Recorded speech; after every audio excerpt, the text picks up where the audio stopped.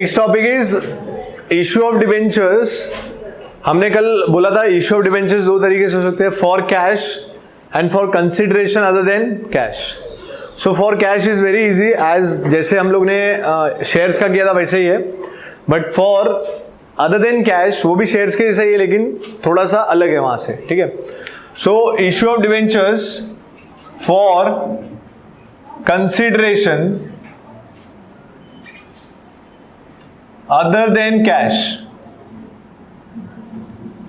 Other than cash मतलब अगर आप डिबेंचर इश्यू करें for consideration other than cash, अगर अदर देन कैश करें तो आपके पास दो ऑप्शन है, either you will purchase assets, सामने वाले से क्या लोगे, एसेट्स खरीदोगे, कैश के बदले उनसे क्या ले लोगे, एसेट, और उनको क्या दोगे आप, डिबेंचर्स। तो that is for consideration other than cash, either you will purchase what, asset, और either you will purchase what, business. ये दो ऑप्शन है हमारे पास, ध्यान देना क्या बोल रहा हूं मैं आपको। अगर आप डिबेंचर्स इश्यू कर रहे हो for consideration other than cash, so you have two options, you take the asset, give the debentures, पहला ऑप्शन। दूसरा ऑप्शन, उनका बिजनेस खरीद लो, उसके बदले में जो भी पैसा देना है उनको, उसके बदले क्या दे दो, डिबेंचर्स दे दो, ठीक है। पहले क्या करते थे हम लोग, फॉर कैश का मतलब उनसे कैश ले रहे थे और डिबेंचर्स दे रहे थे। अभी क्या कर रहे हैं हम लोग, या तो एसेट लेंगे, एसेट का पैसा देने के बदले दूसरा क्या दे देते हैं हम लोग, डिबेंचर्स। बिजनेस खरीदेंगे, अगर किसी का भी बिजनेस खरीदेंगे तो उसको पैसा देना पड़ेगा, वो पैसा देने के बदले हम क्या दे रहे हैं, debentures. So that is issue of debentures for consideration other than cash. या तो आप एसेट से या बिजनेस से, यानी एसेट खरीद रहे हो तो डिबेंचर्स दे रहे हो, बिजनेस खरीद रहे हो तो भी डिबेंचर्स दे रहे हो। So now what will happen here, if you purchase asset, हाँ क्या बोला, अगर आप एसेट खरीदते हो तो how will you pass the entries, and if you purchase business how will you pass entries, ठीक है। ध्यान देना जरा, अगर आप एसेट खरीदते हो so what will happen, company के पास एसेट आएंगे, समझो जरा, आप गए किसी के पास, उससे बोला मैं डिबेंचर इशू कर रहा हूं, मेरे को कैश दे दो, तो बोलता है मेरे पास कैश नहीं है, एक काम करो एसेट लेके जाओ, तो हमारे पास एसेट आएगा। अच्छा कैश आता है या चेक आता है तो क्या होता है, बैंक का बैलेंस बढ़ता है, वो भी एसेट ही है, लेकिन यहाँ पे एसेट का मशीनरी, बिल्डिंग, लैंड कुछ भी हो सकता है। तो आपके पास अगर एसेट आएगा तो आप क्या करोगे, एसेट बढ़ेगा आपके पास, एसेट बढ़ेगा तो क्या करोगे, डेबिट, तो क्या करोगे, एसेट अकाउंट बोलो, डेबिट। और सामने वाला जो आपको एसेट दे रहा है वो वेंडर है आपका, बिकॉज वो उधारी में दे रहा है अभी, ठीक है। तो वेंडर है, वेंडर मतलब लाइबिलिटी बढ़ेगा आपका, तो लाइबिलिटी बढ़ेगा तो क्या करोगे, क्रेडिट में लिखोगे टू वेंडर अकाउंट, क्या लिखोगे, टू वेंडर अकाउंट। तो एंट्री क्या बनी आपकी, asset account debit to vendor, asset account debit to vendor. आपने एसेट खरीदा, आपके पास एसेट आया, you are a company, company ने एसेट खरीदा तो क्या होगा, आपके पास एसेट आएगा, एसेट बढ़ेगा तो क्या करोगे, डेबिट। और सामने वाले को भी पैसा देना बाकी है, क्योंकि पैसे के बदले में आप क्या देने वाले हो, डिबेंचर्स, डिबेंचर्स देने वाले। तो अगर पैसा देना बाकी है तो आपकी लाइबिलिटी क्रिएट होगी, लाइबिलिटी मतलब vendor, vendor is a liability. Creditor भी बोल सकते हो, वेंडर की जगह क्या लिख सकते हो, क्रेडिटर, वन द सेम। तो वेंडर हम वर्ड यूज करें, हमको पैसा देना बाकी है। सो फर्स्ट एंट्री, अगर आप एसेट खरीदते हो तो क्या एंट्री मारोगे आप, एसेट टू, अमाउंट कितना है, कितने का एसेट था सर वो बता दो, वो अमाउंट आ जाएगा, उतना पे करना रहेगा हमको। So that is called as asset to vendor. याद रहेगा क्या तुमको, पहला एंट्री एसेट टू वेंडर। अगर आप एसेट की जगह बिजनेस खरीदते हो तो क्या चेंजेस होगा sir, When you purchase the business of any मतलब any enterprise या किसी का बिजनेस आप फर्म खरीदते हो तो उसका पूरा का पूरा बिजनेस आपके पास आएगा।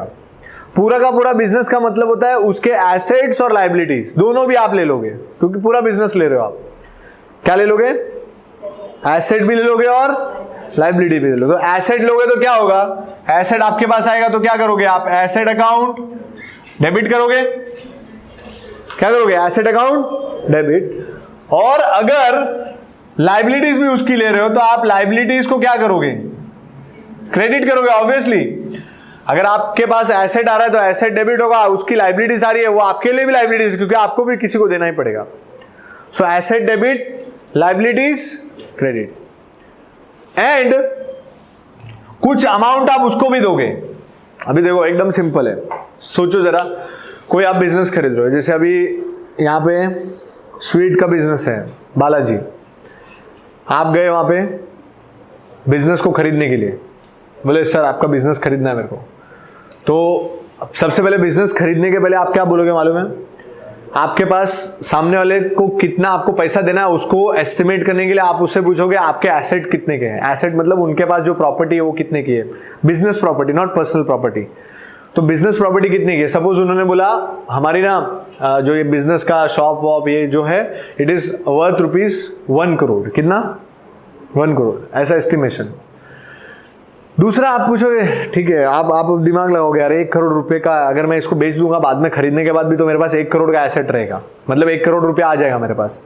फिर आप साथ साथ में ये भी पूछोगे कि आपकी लाइबिलिटीज कितनी, क्यों लाइबिलिटीज कितनी? जैसे ही आप बालाजी बिजनेस खरीदोगे तो आपका एसेट भी होगा और जो भी बालाजी से लेने वाले होंगे वो आपसे लेंगे अभी पैसा, तो लाइबिलिटी तो आपको पे करना ही पड़ेगा। आप ऐसा मत सोचो 1 करोड़ का एसेट है मेरे पास, 1 करोड़ जेब में आ जाएगा मैं चला जाऊंगा।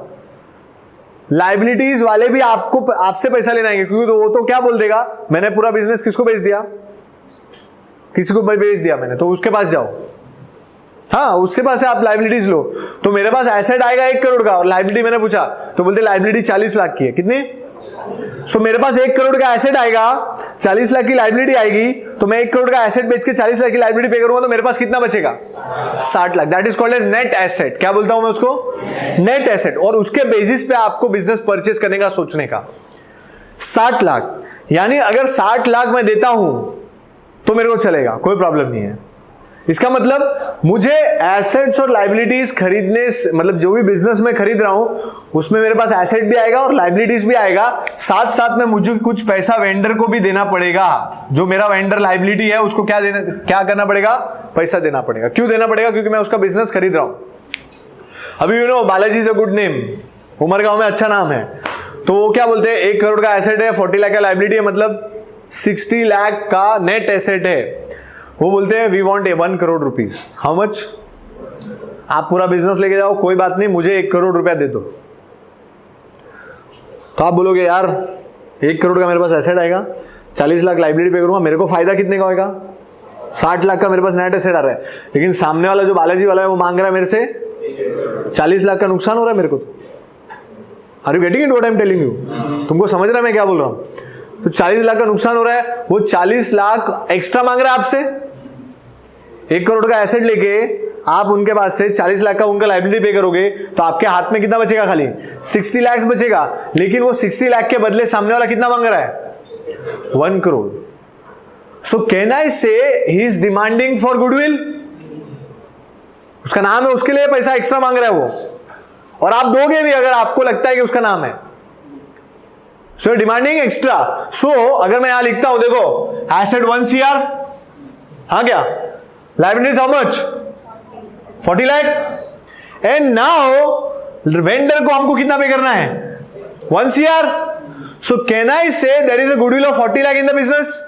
जो आप एक्स्ट्रा पैसा पे करो, आपकी गलती मानोगे, मैं तो ऐसा बोलता हूं मेरी गलती हो गई, मेरे पास एसेट नेट एसेट आया 60 लाख का, लेकिन मैंने उसको 1 करोड़ दिया तो मेरा 40 लाख का गलती है, और 40 लाख का गलती का नाम क्या है? Goodwill.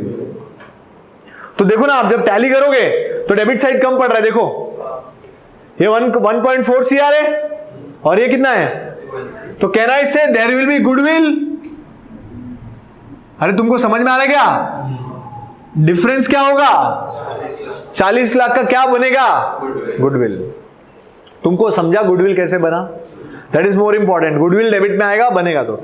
Now other opposite case ऐसा भी हो सकता है, कोई थकेला बिजनेस है, बराबर, कोई ऐसे रोड पे ऐसे कोई दुकान है, आप खरीदने में इंटरेस्टेड हो, आपको लग रहा है बहुत अच्छा चल रहा है, सब अच्छा चल रहा है, मेरे को नाम तो कोई ऐसा याद नहीं आ रहा है तो ले नहीं सकता नाम, और किसी को ऐसा थकेला बोल भी नहीं सकते तो अच्छा नहीं लगता है। तो 1 CR। अब क्या हो गया, एक बिजनेस है जिसका एसेट का वैल्यूएशन 50 लाख का है। कितना? 50 लाख का, और उसकी लाइबिलिटीज 40 लाख की है। कितनी? 50 लाख का एसेट आप खरीदोगे, उससे 40 लाख की लाइबिलिटी, कितना देना रहेगा? 10 लाख का आपका नेट एसेट आता है। कितना? बट यू नो इसका गुडविल नहीं है, कुछ नहीं है, इसका गुडविल बनाना पड़ेगा। तो what you tell to the vendor, I will pay you only 5 lakh. कितना? 5 लाख ही दूंगा मैं। देना कितना बन रहा है? 10 बन रहा है ना, क्योंकि 50 लाख का आप उसका एसेट ले रहे हो और 40 लाख का उसका लाइबिलिटी पे करोगे, आपके हाथ में बाद में बचेगा कितना? 10, तो मिनिमम 10 तो उसको देना चाहिए, लेकिन आप 10 देने के लिए बोल रहे हैं, आप बोल रहे हो कितना दूंगा मैं खाली, और अगर वो एग्री हो रहा है तो समझ जाना मतलब उसका बिजनेस बराबर नहीं चल रहा है, इसके लिए वो एग्री हो रहा है, तो इसका मतलब 5 लाख रुपया आपको फायदा हो जाएगा। अरे what I am telling, 10 lakh देना बनता है ऐसे नॉर्मली, लेकिन आप कितना देने के लिए बोले, तो 5 आपका क्या हो जाएगा, फायदा। तो देखो एसेट कितने का बोला, 50 lakhs, लाइबिलिटीज कितने का बोला, 40 lakhs, और वेंडर को देने का कितना बोला आपने, 5 लाख, 5 लाख। तो can I say the difference will be in credit side, that will be a profit, it will be called as capital reserve. क्या बोलेंगे उसको, कैपिटल रिजर्व। आपका ये प्रॉफिट हो गया, ये डील करने में, ये डील करने में ये आपको प्रॉफिट मिला, that is called as capital reserve. Are you getting it what I am telling you. तो गुडविल और कैपिटल रिजर्व जानी दुश्मन है। कौन है, गुडविल आएगा तो ये नहीं आएगा, ये आएगा तो वो नहीं आएगा, जबरदस्ती मत डालना प्लीज, दोनों आएगा, सर ने सिखाया हमको। गुडविल कब आएगा, when you pay excess what you receive.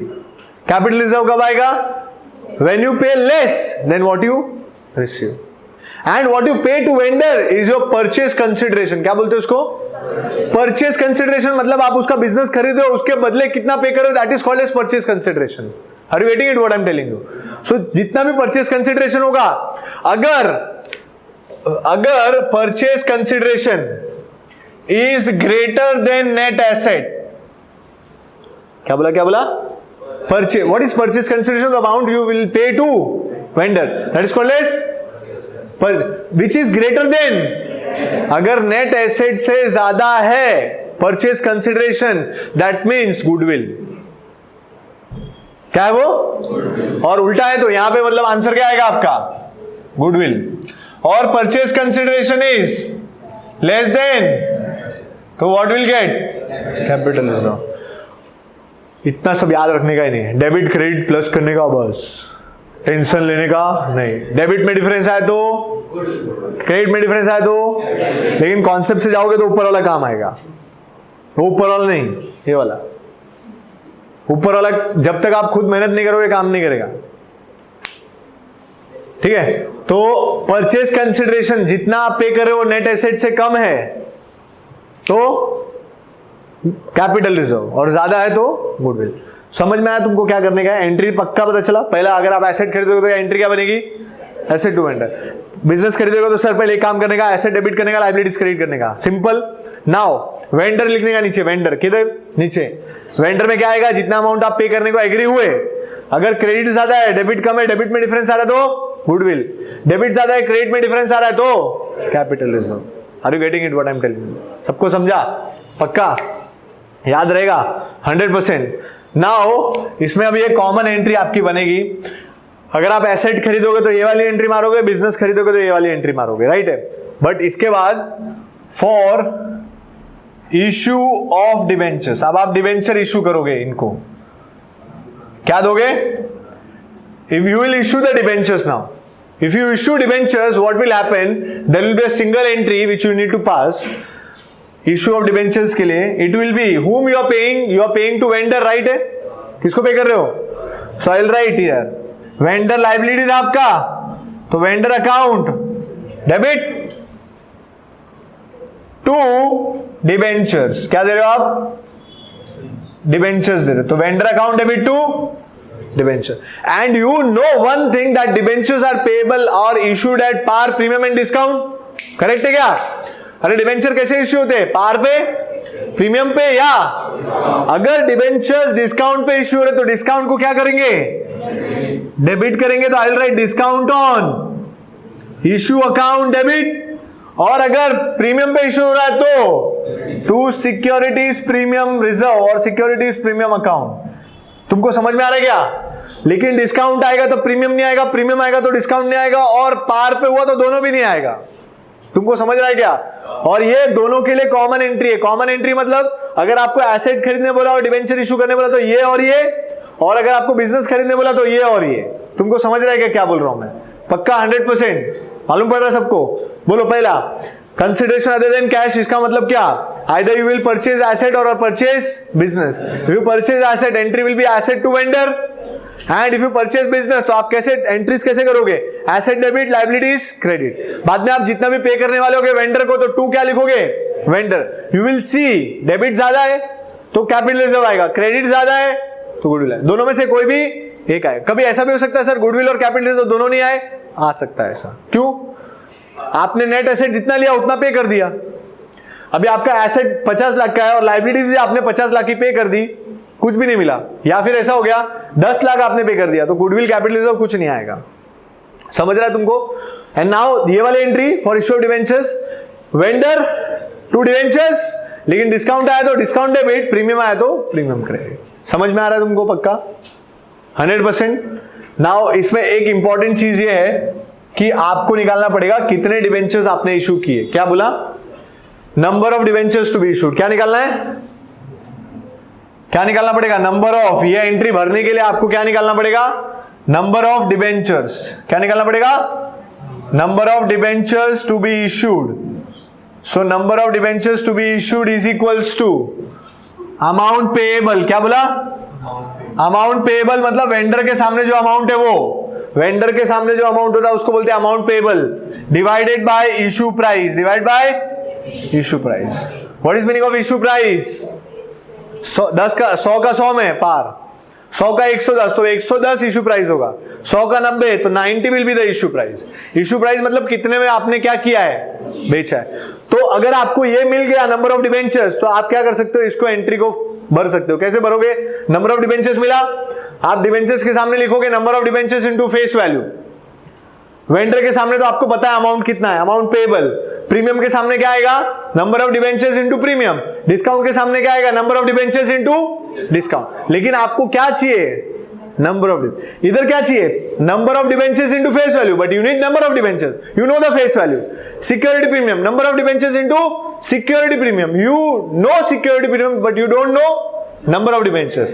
when discount में भी ऐसे ही, you know discount but you don't know, so number of debentures कहां से मिलेगा? यहां से, ये फॉर्मूले से। Amount payable by, and amount payable का मतलब वेंडर के सामने जो अमाउंट दिया उसको बोलेंगे amount payable. I hope you are clear this concept. सबको समझ में आया क्या बोल रहा हूं मैं? वापस से एक बार देखते हैं और बाद में आप लिखना। पहला, other than cash means what you are going to do? You are either going to purchase asset or business. If you purchase asset, entry will be asset to vendor, asset to vendor. और अगर आप business खरीदोगे तो पहले asset debit करोगे उनका और liabilities भी उनका क्रेडिट करोगे। बाद में आपने कुछ डिसाइड किया कितना पे करना है तो क्या करोगे? To vendor. फिर आप कंपेयर करोगे, अगर क्रेडिट ज्यादा है डेबिट कम है तो क्या आएगा? गुडविल। और अगर डेबिट ज्यादा है क्रेडिट कम है तो क्रेडिट में। बैलेंसिंग फिगर अगर डेबिट में आया तो गुडविल, बैलेंसिंग फिगर अगर क्रेडिट में आया तो कैपिटल रिजर्व। बाद में आप क्या एंट्री मारोगे? For issue of debentures. दोनों में same entry. Entry will be vendor debit to debentures, it is normal if it issued at par. Discount पे इशू हुआ तो डिस्काउंट डेबिट, और प्रीमियम पे इशू हुआ तो दोनों साथ में नहीं आएगा। और इसके लिए आपको नंबर ऑफ डिवेंचर्स चाहिए। नंबर ऑफ डिवेंचर्स कहां से मिलेगा आपको? Amount payable divide by IP, issue price. And you will come to know issue price by just reading the question. English पढ़ना पड़ेगा। समझ में आया तुमको? पक्का मालूम पड़ा कैसे? This is consideration other than cash. Shares में भी ऐसे ही, सेम है, डिट्टो। ठीक है, लिख लीजिए।